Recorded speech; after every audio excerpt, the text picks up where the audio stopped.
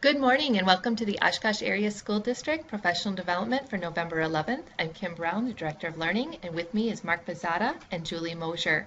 Today we would like to do an overview of what our professional development is going to be like for today as well as in the future, which is going to be focusing on and aligning with the framework for teaching. When I was in college, I thought it would be a great way to impress this young lady that lived just a couple of apartments down from me to bake her some banana bread. And as I was reading the recipe, I unfortunately read the teaspoons of baking soda and baking powder as tablespoons of baking soda and baking powder. So I finished baking the bread. It looked great. It smelled fantastic. But when I brought it over to her and her roommate and had them taste it, the roommate very politely didn't say anything, but the young lady that I was trying to impress looked at me and said, "Did you taste this?" And when I did, it was just awful.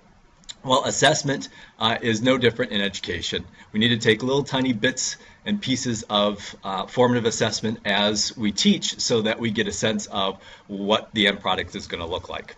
Now, this fits in really well with DeFore's four essential questions. In particular, it fits in well with the question of how do we know that each student has learned the learning objectives described in our professional learning communities, and every time we collaborate, we are focused on those four questions. But in addition, we know that in the Oshkosh Area School District, we have a strategic plan.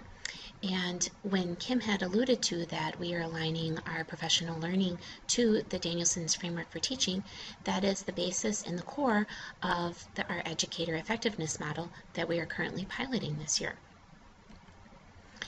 Here's Charlotte Danielson's framework for teaching. You'll notice that there are 4 domains, and in our collaboration session or professional learning today, we are going to be focusing on assessment. In each of the domains, you're going to see in Domain 1 and Domain 3, we have highlighted a component. In Domain 1, when we're talking about planning and preparation, we're going to be focusing on designing student assessment, preparing it, putting it together.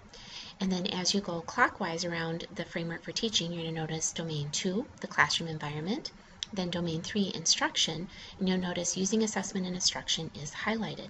This is the part where we're going to be taking what we've designed and actually using it, and then going on to Domain 4 is your professional responsibilities. But today we're going to be focusing on 1F and 3D within Charlotte Danielson's framework for teaching. So let's take a deeper dive. 1F, designing student assessments, is putting this together. And what are the key components of designing student assessments? When you look at 1F and you look at the different attributes that are underneath it, you're going to notice that we need to be sure about the instructional outcomes, and we're being purposeful in what we're planning for. We're taking a look at the methodologies. That target method match is what we're assessing and how we instructed. Are they aligned? We're looking at criteria and standards that are clear, and the teacher has those well-developed strategies.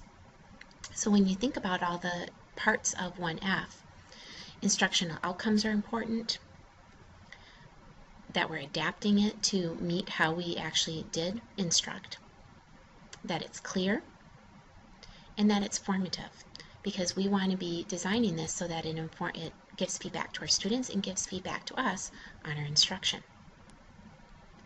So some examples of this might be, you might be working on a rubric. So you have a teacher who has worked on a writing rubric for research assessments and has drawn on multiple resources, levels of expectations, and everything's clearly defined. So you put that rubric together. The teacher creates a short questionnaire, and you're doing some more self-assessment to say how are they using their responses, how are they organized, and what are you going to do for the next lesson, and others. I'm sure that you guys can think of many examples of where you're designing the assessments.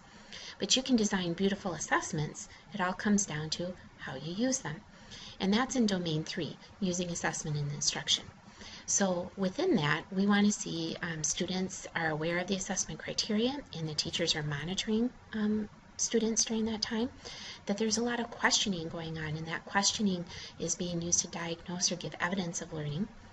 Teachers are giving feedback to groups of students, but also students are giving feedback to each other, or maybe to the feedback to themselves through self-assessment.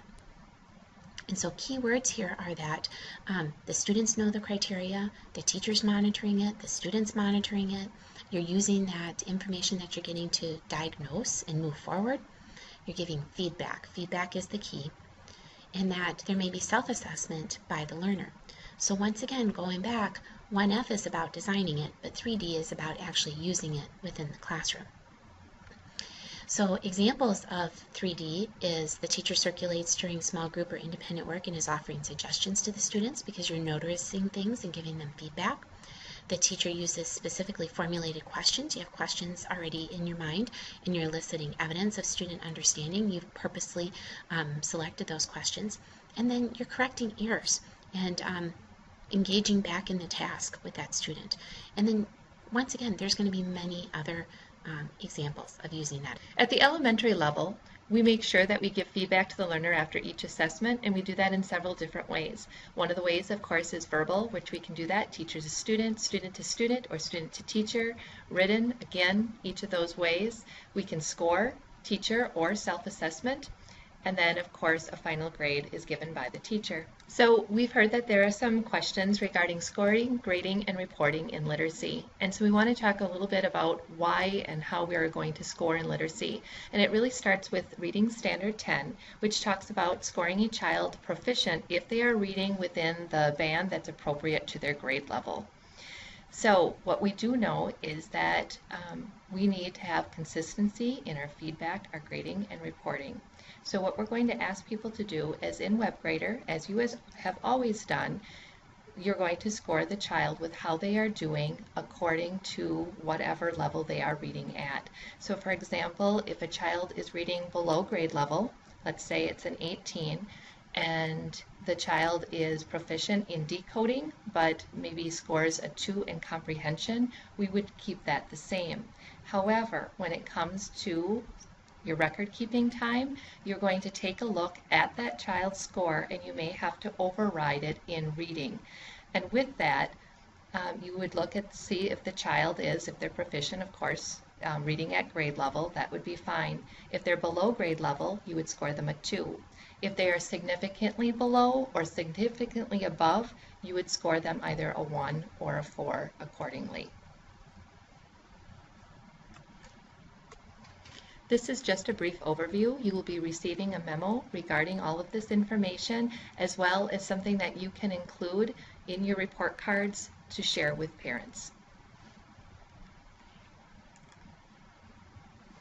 Well, to finish my story, the banana bread didn't work very well at getting the attention of the young lady that I was trying to impress, but I was able to get a date with that roommate, and now, nearly 20 years later, we've been happily married for 13 years.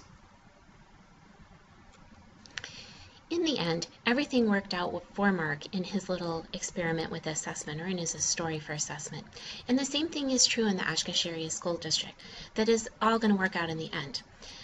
I've heard from a lot of teachers and a lot of educators that we've been over-assessing. I don't have time to teach. When am I going to have time to teach? I'm constantly assessing.